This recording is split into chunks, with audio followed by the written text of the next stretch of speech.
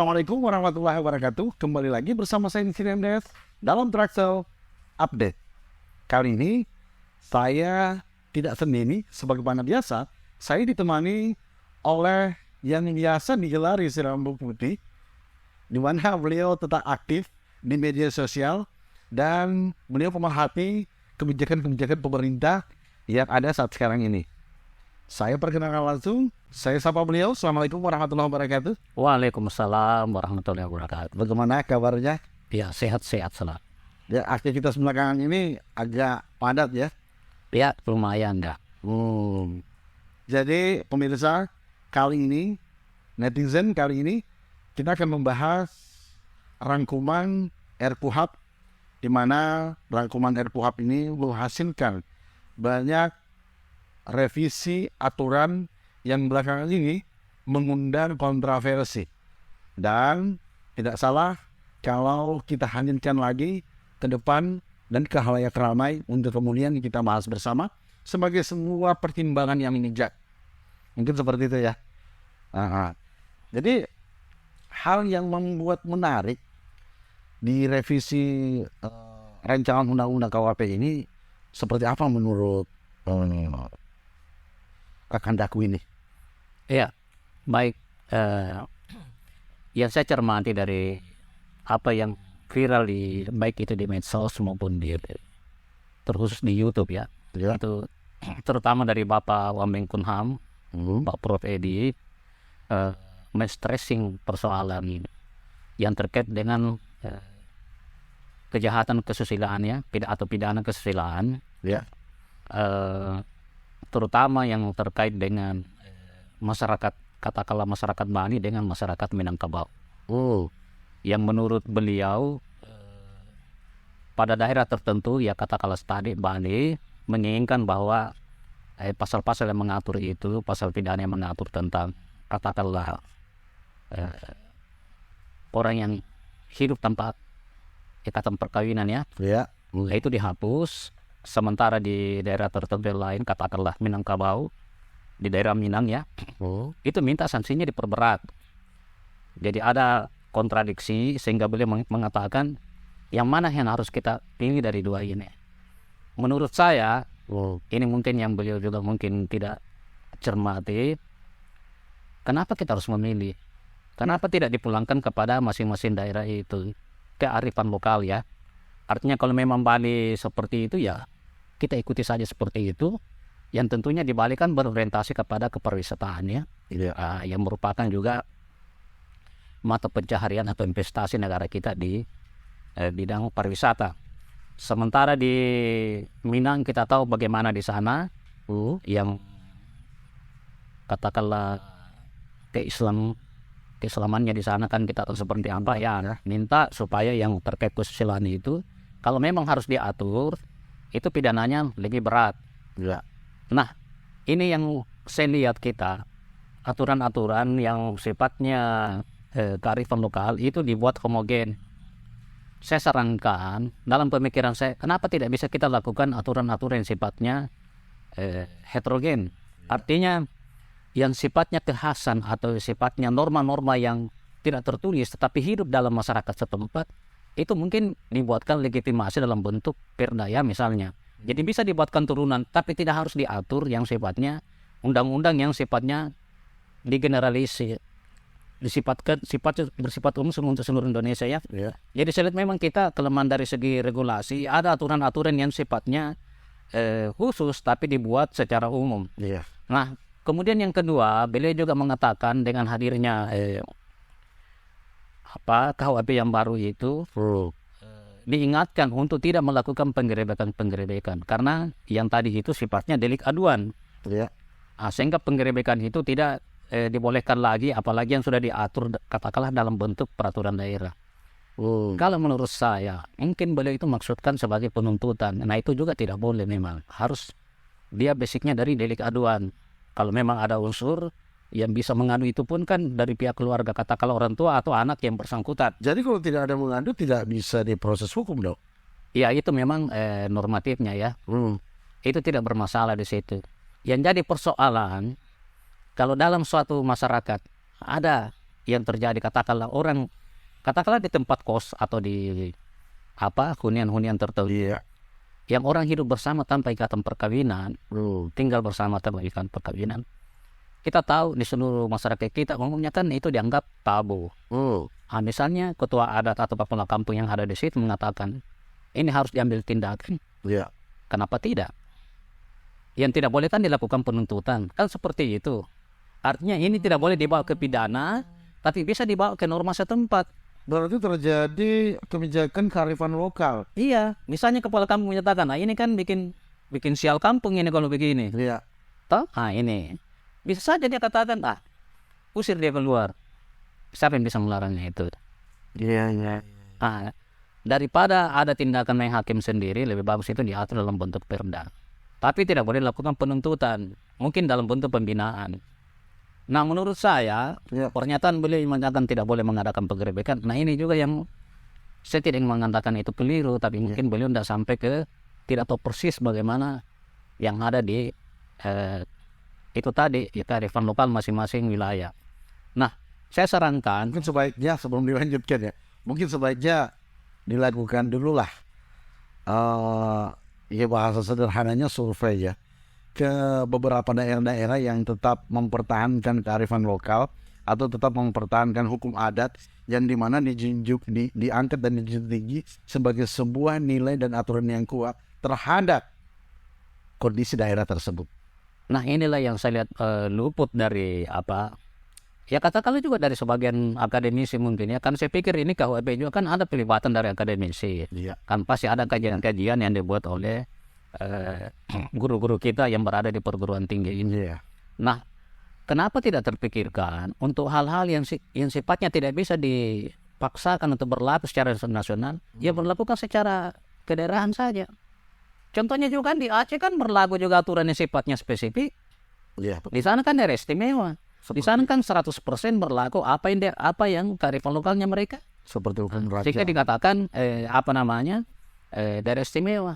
Kenapa tidak di daerah-daerah lain juga diberlakukan? Tidak harus seperti Aceh.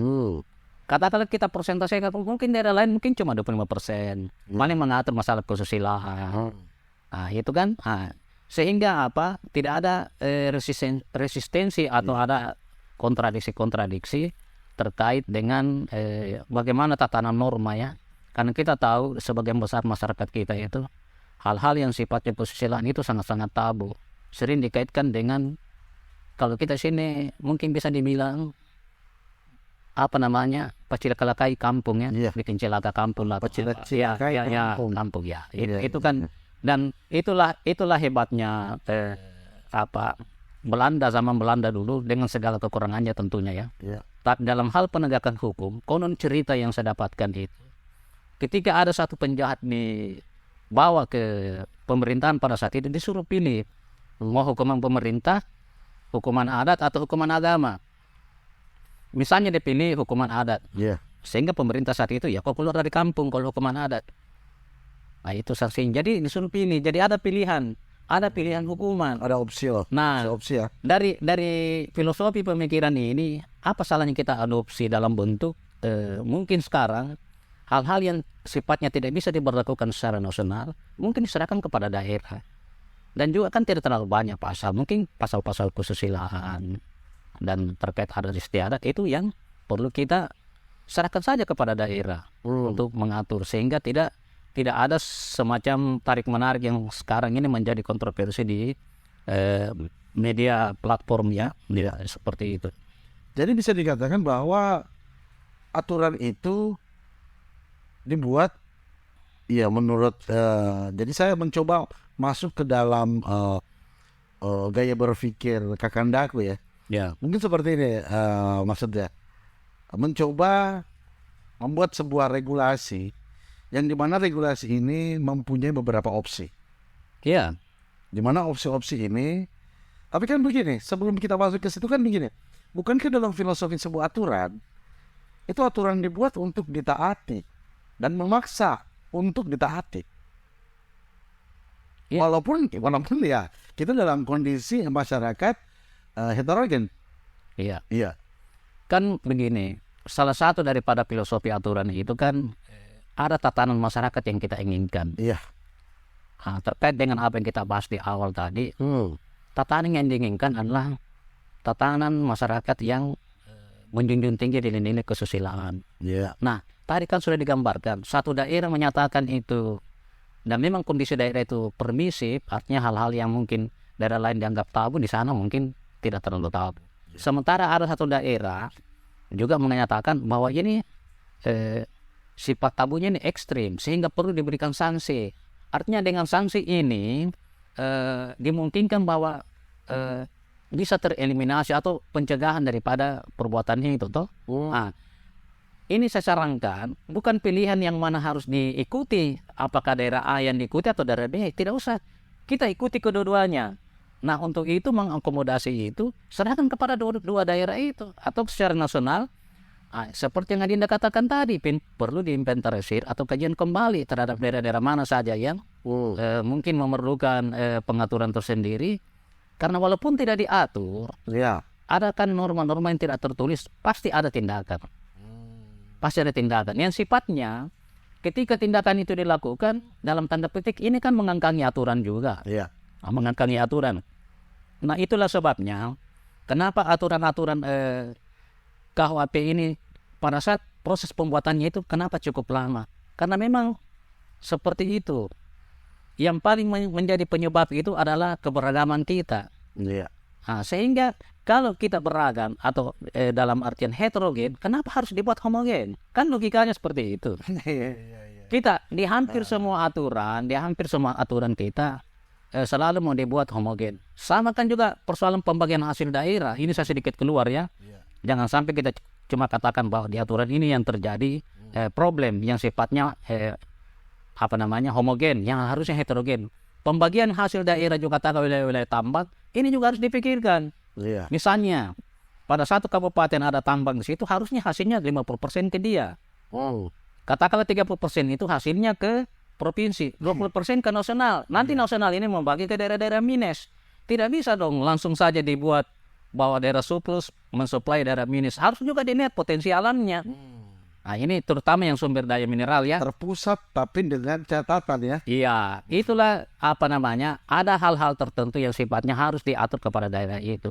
Ataupun kalau tidak diatur di daerah itu, ya dimuat saja di aturan itu. Di daerah ini berlakukan seperti itu. Iya.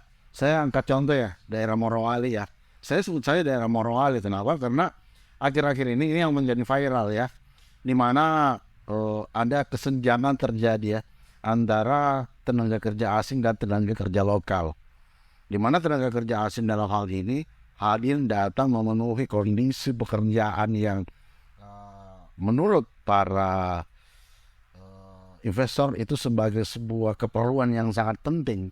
Namun ada crash terjadi sehingga tenaga kerja lokal itu tersisihkan. Nah, mungkin karena aturan yang sudah diberlakukan sekarang ini yang sudah membuka ruang bebas bagi tenaga kerja asing. Bukan tenaga kerja asing yang sifatnya khusus lagi, tetapi semua tenaga asing yang diperlukan untuk kepentingan proyek percepatan maksud saya. Ini saya masuk ke situ dulu ya, baru kembali lagi. Itu menjadi tuntutan di sini. Padahal aturannya kan sebelum direvisi tidak seperti itu. Kembali lagi kepada pembahasan aturan lama yang harusnya memakai bahasa Indonesia mutlak itu sudah tidak diberlakukan lagi. Sehingga tenaga asing yang masuk ke Indonesia tidak memakai satu bahasa, bebas memakai bahasanya sendiri. Mungkin seperti apa pendapat kakak Ngaku dalam hal ini? Kalau saya melihat secara umum regulasi kita, di samping yang tadi kan sebenarnya konfliknya di persoalan pariwisata sebenarnya. Iya, oke. Ya. Siap. Kalau yang ini saya lihat atau yang secara umum hampir di semua regulasi memang bertumpu kepada orientasinya itu investasi atau investor ya. Sehingga itu tadi ketika ada regulasi-regulasi yang yang karena regulasi itu ada resistensi, maka dibuatlah revisi tapi tetap berorientasi kepada berpihak ya dalam tanda petik kepada investor. Nah, kalau Morowali saya tidak tahu persis, tapi saya mencoba melihat dari sisi lainnya.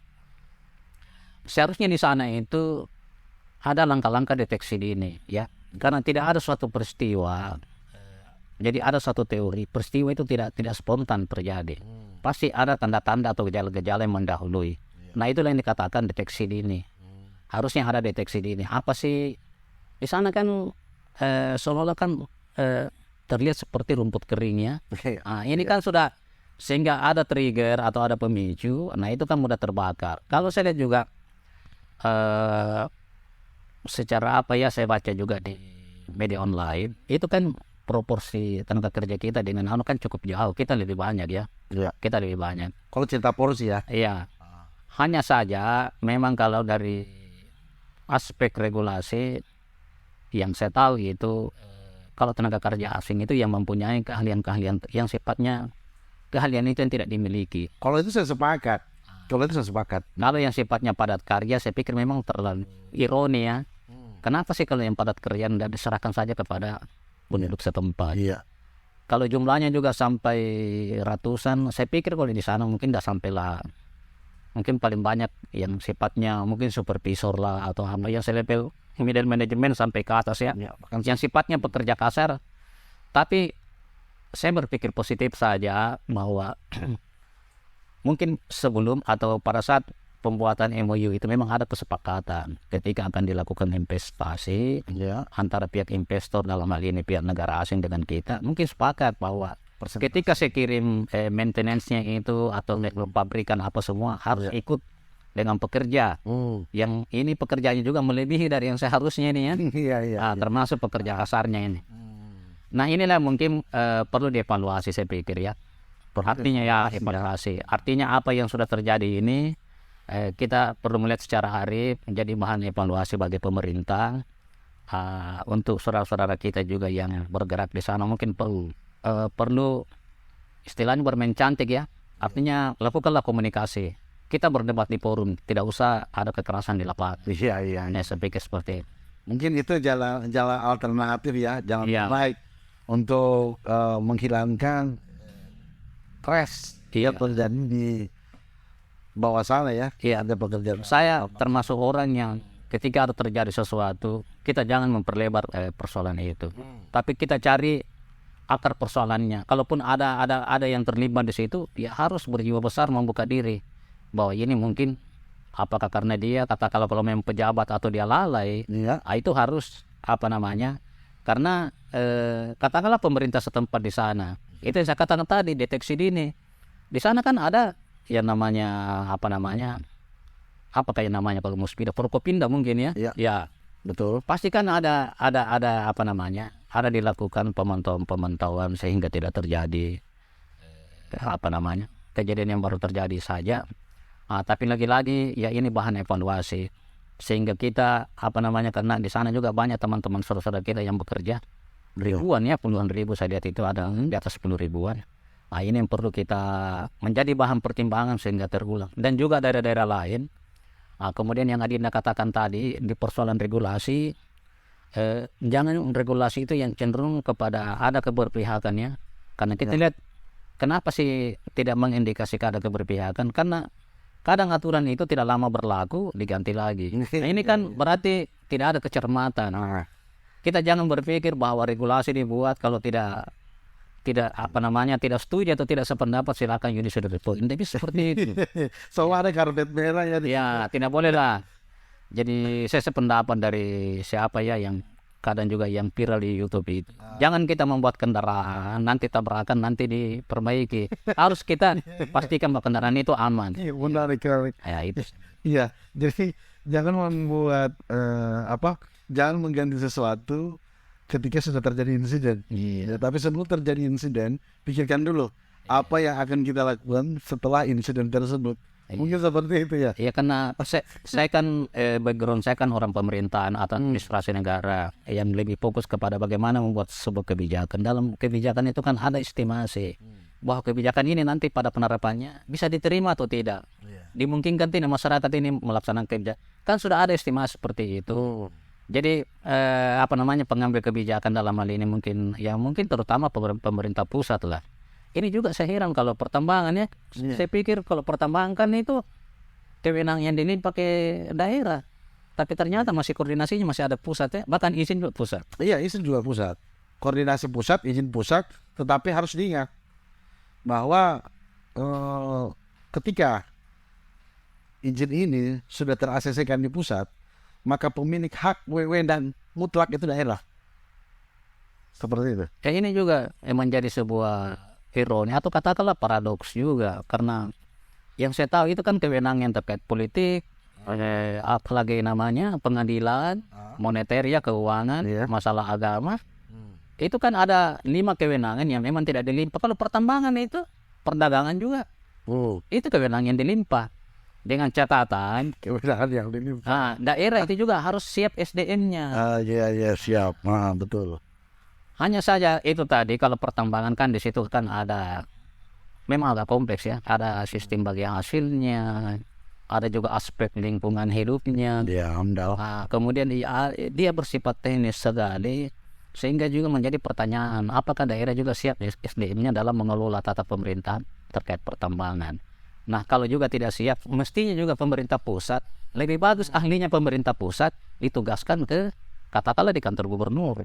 Ya, sehingga ini kan birokrasi juga tidak terlalu panjang ya, tidak, karena napas dari otonomi daerah kan simplikasi. Bagaimana sebuah urusan itu tidak berkepanjangan atau jalurnya tidak terlalu sampai ke semua yang bisa selesaikan di daerah. Nah, kembali ke tadi, daerah juga harus siap SDM. Jadi tidak apa namanya? Dia tidak tunggal bahwa dilimpah tidak dilimpah, tapi dia harus ikut SDM siap atau tidak siap. Nah, seperti itu.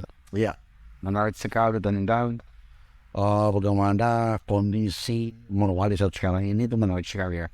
Dimana banyak sekali perusahaan tambang ya yang mungkin kewalahan dengan kondisi tenaga kerjanya, sehingga mengambil berbagai macam alternatif, mendatangkan TKA, Ya, terus porsi antara TKA dengan lokal itu berbeda. Ini kan kebijakan yang sifatnya terikat oleh si investor dan pemerintah lokal. Bagaimana dia mengcompile sebuah regulasi agar tercover. Cuman pada faktanya di lapangan tidak ada aturan yang sempurna yang terterapkan secara implementasi di lapangan. Nah, kalau kita bahas ini sangat panjang ya, dan mungkin membutuhkan porsi waktu yang sangat panjang untuk kita simak dan kaji. Cuman saya tidak mau larut dalam kondisi itu, karena ada berbagai macam hal yang harus kita bahas di podcast kali ini. Sama halnya tentang baru-baru ini yang terjadi ya, yang tanggal 17 Januari kemarin, rame-rame para kades kepala desa itu menuntut untuk perpanjangan masa jabatan dari 6 tahun menjadi 9 tahun. Nah, menurut pengamatan Kakakku ini seperti apa? Di pemerintahan desa ya, khususnya ini aspirasi dari APDISI kalau tidak salah ya, Asosiasi Pemerintahan Desa. Saya pikir saya mau coba melihat, saya kan selalu dari aspek kebijakan. Kalau dari perspektif kebijakan, saya pikir ini bagus, karena dia ini kan bottom up ya. Dia dari bawah, artinya dari sisi pelaksanaan nanti dia akan mudah, karena yang usulkan juga itu yang akan melaksanakan. Nah, dalam ini pemerintahan desa. Memang kalau secara demokrasi ini juga terlalu lama ya, karena demokrasi kan esensinya itu kan pergantian. Pergantian dalam arti ada yang lebih bagus dari yang sebelumnya, semakin bagus ya, semakin bagus. Nah, ini relatif agak lama kalau 9 tahun ya. Kalau yang bagus memang itu 6 tahun, 4 tahun juga terlalu cepat. 6 tahun itu, karena kita lihat dari, bukan stigma sebenarnya ya, cuma saya lihat dinamika politik kita, kalau itu saya lihat rata-rata pimpinan politik itu habis waktunya untuk ini, berkutat dengan apa namanya, setelah dia menang itu dia benahi dulu timnya lah, jadi tidak fokus kepada pelaksanaan di lapangan. Tapi ada ancaman loh, ada ancaman dari beberapa perhimpunan di kepala desa di Pulau Jawa itu yang mengungkapkan, khususnya di Madura ya. Kalau di Makassar saya tidak tahu, atau di Sulawesi Selatan saya tidak tahu seperti apa. Cuma ada ancaman yang sangat krusial terhadap perhelatan 2024 nanti. Bahwa dia akan memboikot seluruh partai. Dia tidak mengindahkan permintaan daripada perpanjangan 9 tahun ini. Dia akan memboikot seluruh parpol. Saya pikir kalau ini sepertinya bisa-bisa saja, tapi ini kan mesti menjadi perdebatan. Saya kira itu menjadi sebuah perdebatan kalau dia memasuki ranah politik. Kalau saya melihat ini dari berita-berita yang ada di medsos terkait ini kepala desa usulan-usulan tentang pemerintahan ini 9 tahun. Saya lihat di situ kan antara lain juga persoalan insentif atau gajinya ya. Persoalan kesejahteraan. Sebenarnya kita itu lebih banyak persoalan itu timbul di persoalan kesejahteraan. Nah, kalau ini dibenahi mungkin bisa lebih bagus. Terkait dengan pemerintahan desa itu sendiri, menurut dari yang saya baca itu, seperti itu tadi, kalau dia dengan waktu itu sepertinya masih ada persaingan internal intinya ya ini mungkin subjektif sehingga dia tidak fokus, jadi dia butuh butuh rentang waktu. Tapi lagi-lagi ini kan kontradiktif ya dengan esensi demokrasi itu tidak menghendaki kekuasaan yang lama atau kekuasaan yang absolut ya, harus bergerak harus bergerak. Artinya kan bahwa siapa yang mempunyai potensi kualitas yang bagus itu terbuka untuk semua orang. Jadi kita tidak bisa memfigurkan satu orang ya. Kan seperti itu. Lagi-lagi kalau ide ini saya pikir itu kan terpulang di legislatif yang menggodok aturan itu. Tentunya ada kajian-kajian, ada hitung-hitungnya ya. Yang saya mau katakan di sini, apapun modelnya, sebenarnya juga termasuk model kenegaraan kita. Apakah juga sistem parpol atau seperti apa? Sebenarnya yang basicnya itu apa yang terbaik untuk masyarakat. Artinya kalau hitung-hitungnya jangan cuma dihitung kepala desanya, harus dihitung masyarakat desa setempat itu yang mana dia bagus. Kalau yang 6 tahun atau 9, itu yang harus dikaji. Ini lebih dalam lagi ya. Lebih dalam lagi. Ya tidak melibatkan daripada kepala desanya, tetapi penduduk desanya. Kepala desa kan mewakafkan dirinya. Bukan diartikan sebagai kepala desanya yang harus diperhatikan. Idealnya ya. Dia mewakafkan diri. Dia mewakafkan dirinya. Untuk masyarakat desanya itu. Tapi kan ada dalam tanda kutip ya. Itulah yang harus dikaji. Kalau dipersoalkan antara 6, apakah memang selama ini kalau 6 masyarakat juga tidak sejahtera atau pelayanan publiknya terhadap masyarakat setempat tidak bagus? Ini menarik. Jangan dilihat kepala desanya. Ini menarik pemikiran saya ya. Ini menarik. Kenapa? Karena ada beberapa oknum ya, saya tidak usah sebutkan namanya, yang sepakat tentang 9 tahun itu. Kenapa? Karena untuk melihat kesejahteraan itu, penganggaran DD dana desa yang notabene-nya per 1 tahunnya itu bisa saya katakan 1 miliar ya, kurang lebih ya seperti itu tidak cukup. Jadi dia mengasumsikan bahwa kalau 9 tahun diperpanjang itu cukup untuk mensejahterakan desa tersebut. Ya kalau bagus pengelolaannya. Nah kalau tidak, begitu seperti itu. Ini juga bisa menjadi sebuah perdebatan. Apa yang menjadi perbedaan? Misalnya kalau dia 6 tahun, terus dilanjutkan yang 6 tahun berikutnya oleh katakanlah orang lain. Dia berbeda di mana kalau persoalan? Nah kita juga ini banyak yang menjadi problem yang ini juga kurang terungkap ya. Rata-rata kan pimpinan itu mulai tingkat bawah sampai tingkat atas, sampai tingkat negara katakanlah seperti itu. Katakanlah programnya yang mau jalan. Terus seolah-olah nanti penggantinya itu yang harus lanjutkan juga ini. Nah sebenarnya ini kan tidak berpijak kepada itu tadi melihat yang mana sebenarnya masyarakat inginkan, masyarakat butuhkan. Bukan apa yang ditawarkan atau apa yang menjadi dikampanyekan pada saat kandidatnya misalnya dia mau maju. Tapi ini kita program-program kadang ya saya tidak tahu yang mana yang benar, apakah dia harus lanjutkan atau tidak. Kalau seperti tadi argumennya termasuk seperti itu. Nah kalau itu kan sudah kelihatan tadi.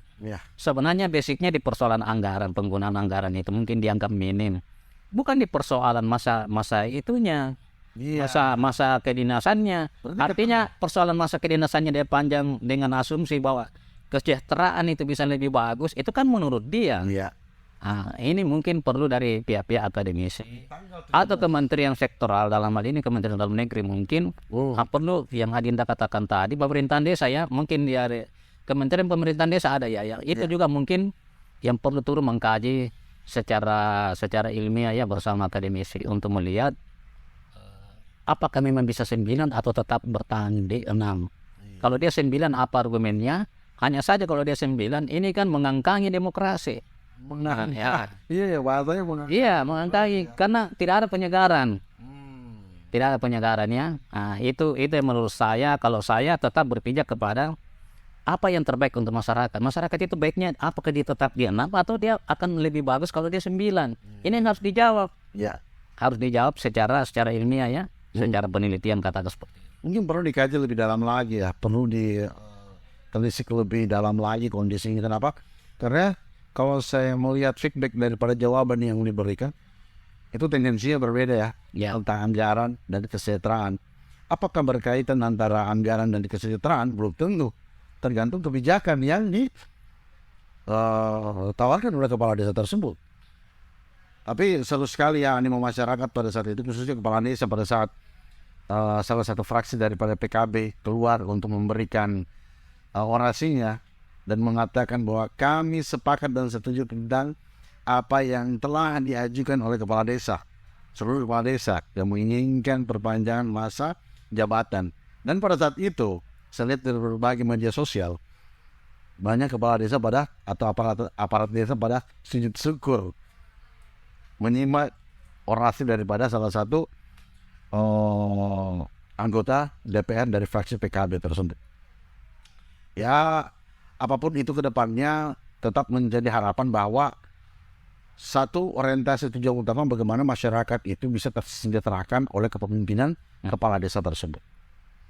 Nah, sebagai closing statement dari 3 pemaparan yang kita sebutkan tadi, kita paparkan tadi, yaitu bagaimana regulasi rangkuman daripada RKUHP ini, itu seperti apa closing statement-nya? Iya, baik. Terkait yang pertama tadi, mungkin perlu ke depan dipikirkan juga bagaimana kepada masing-masing daerah itu untuk dilimpahkan pengaturan-pengaturan yang sifatnya kesusilaan ya, sehingga tidak menjadi kontroversi. Di satu sisi juga perlu meredam potensi terjadinya teraturan khususnya terkait pelanggaran kesusilaan.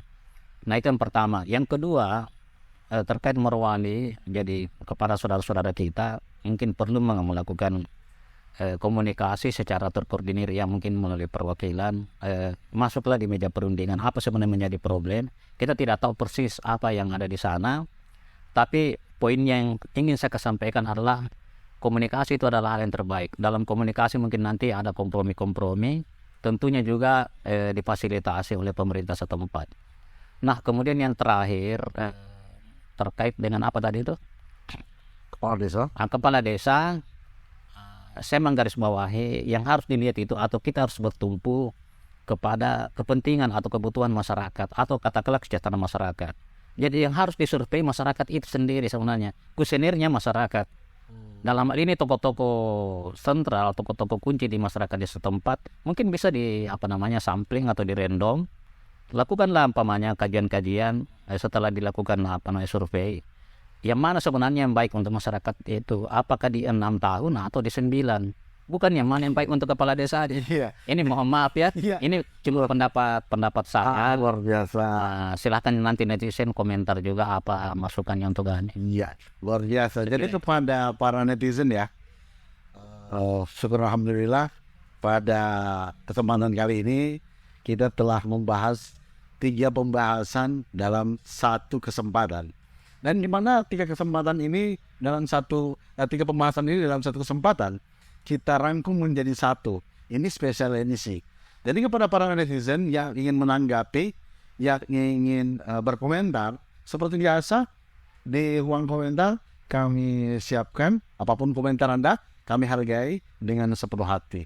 Dan jangan lupa tetap dukung channel kami Traxel TV Rakyat Sulsel. Jangan lupa like, komentar dan subscribe serta share berbagai konten-konten yang kita tayangkan saat ini dan ke depannya. Sebagai akhir kata, saya MDS dan Mulis. Baik. undur pamit dan memberikan kepada para netizen bahwa selama ini kami tidak hadir bukan karena kami vakum, tetapi menyempatkan hadir untuk memberikan penyegaran baru bagi para netizen sekalian. Akhir kata dari saya, Assalamualaikum warahmatullahi wabarakatuh. Waalaikumsalam warahmatullahi wabarakatuh.